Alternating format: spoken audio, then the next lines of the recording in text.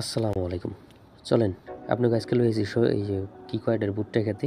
তো আজকে দেখামু আপনাকে ভুট্টা ক্ষেতের ব্লগ, আর এই হাতে দেখামু যে এই আমার অঞ্চলে সবজি চাষ কেমনে করে। ঠিক আছে? তো ব্লগটার সাথেই থাকেন, দেখতে থাকেন। এই যে আমি চলে এলাম ভুট্টা ক্ষেতের পাশ দিয়ে হাঁটতে এসে দিই ও মা, চতুর্দিকে সবুজে ঘেরা ভুট্টা গাছ, সেই সাথে বিছা গলা একটা বাগান, সোপ, আমরা বলি যে এটার সোপ। তার পাশে ভুট্টা ক্ষেত। এই দেখেন ভুট্টা ক্ষেতে সবুজে ঘেরা, চতুর্দিকে খালি ওয়াও, চতুর্দিকে শুধু দেখতেছি ওয়াও আর ওয়াও, মানে প্রকৃতিটা।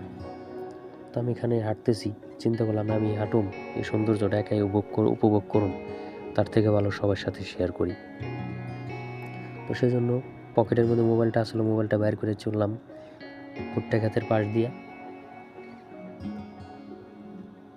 তারপরে দেখেন ভুট্টা ক্ষেতের সবুজ ঘাসের ভিতরে হলুদ হলুদ হলুদ চুলের মতো দেখা যায়।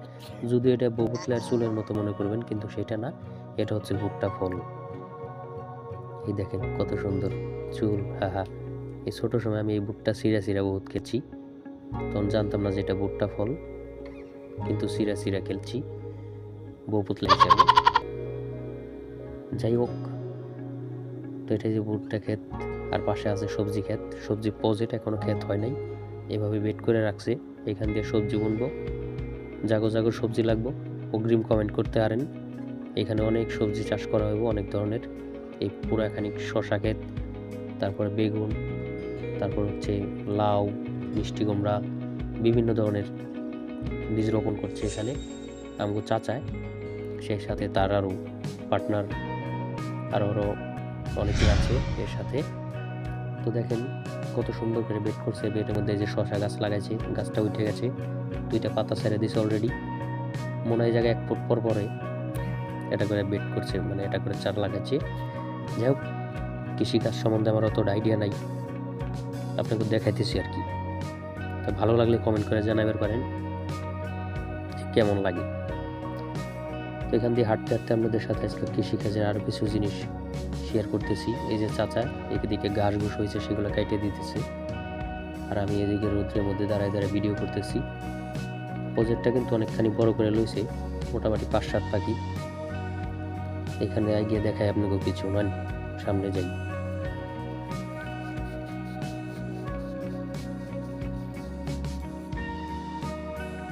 এই যে ভুট্টা ক্ষেতের সবুজ ঘাস দেখে সেরে মুগ্ধ হয়ে গেলাম। এই দেখেন, এটা হলো এই যে ওষুধের বোতল টতল, এদিকে কি করে আল্লাহ জানে। ওই যে ওর ঈদে দেখ গাছে পোকা টোকা ধরে, কীটনাশক। এদিকে আছে ছোট ছোট চারা, বেগুনের চারা, কদুর চারা, শশার চারা, মানে এখানে নিজেরাই চারা ওঠায়, আবার নিজেরাই এখানে লাগায়। তো সমস্যা নাই, যদি আপনাকে চারা লাগে তো যোগাযোগ করতে পারেন আমাদের চাচার সাথে।